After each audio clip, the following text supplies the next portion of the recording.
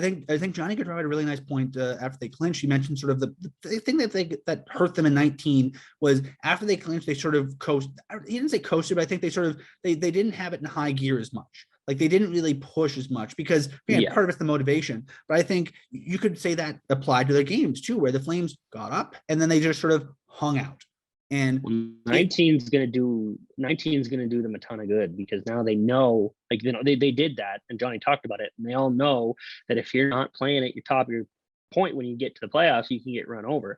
And we talked about 15, there wasn't, you know, there's only 2 guys left, but 19, like Mangiapane, Anderson, Hannafin, Lindholm, Kachuk, Gaudreau, the core pieces are still there. Yeah, and I think core. They carry that with them.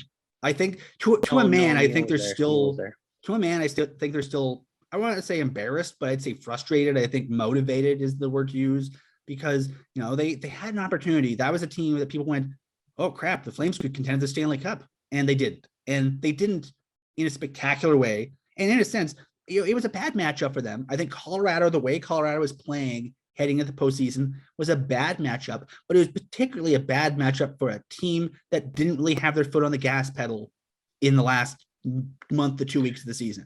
And I think that was the start of Colorado's rise. Like that's the season. That's Colorado had to basically turn Colorado into a juggernaut. Colorado had to play out of their minds to make the playoffs. They were playing playoff style games because they had to. And you know, good. I mean, that's why I think it was a bad matchup for them. They played their way in, and they were battle tested by the time they got there.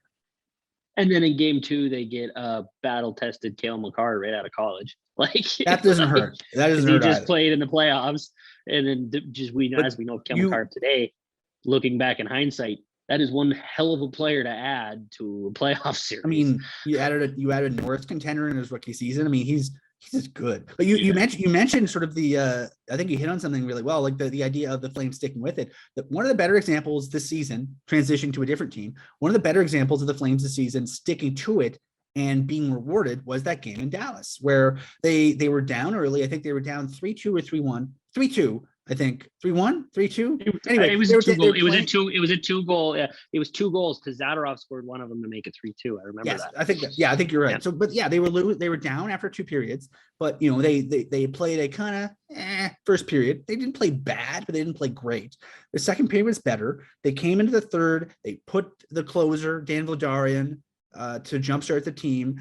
And they won. They shuffled the lines a little bit, but they just kept at it. And after that game, I think if you're looking for, you know, confidence in the Flames' ability to adapt, to stick with it, and particularly, I mean, of the 2 teams that they could be playing, we talked about Nashville, who were a little bit more defensive minded. Dallas is just a prototypical Western Conference playoff team. They're big, they're skilled, they got veteran players, they play with unyielding structure in all 3 zones, and they have a top line that's almost as skilled as the Flames too. They have a Miro Heiskanen, which it always helps in your life if you have a Miro Heiskanen. They have a Klingberg. They have good goaltending. You know, granted, I mean, they're right now they're rotating Jake Ottinger and Scott Wedgwood, so it'll be Ottinger. It could be better goaltending for the playoffs for them. But I mean, right now they're playing pretty well, and I think for the Flames, the fact that they were able to counter that structure on the road in Dallas when Dallas could control the situations in this flow of play, the Flames were able to out Dallas.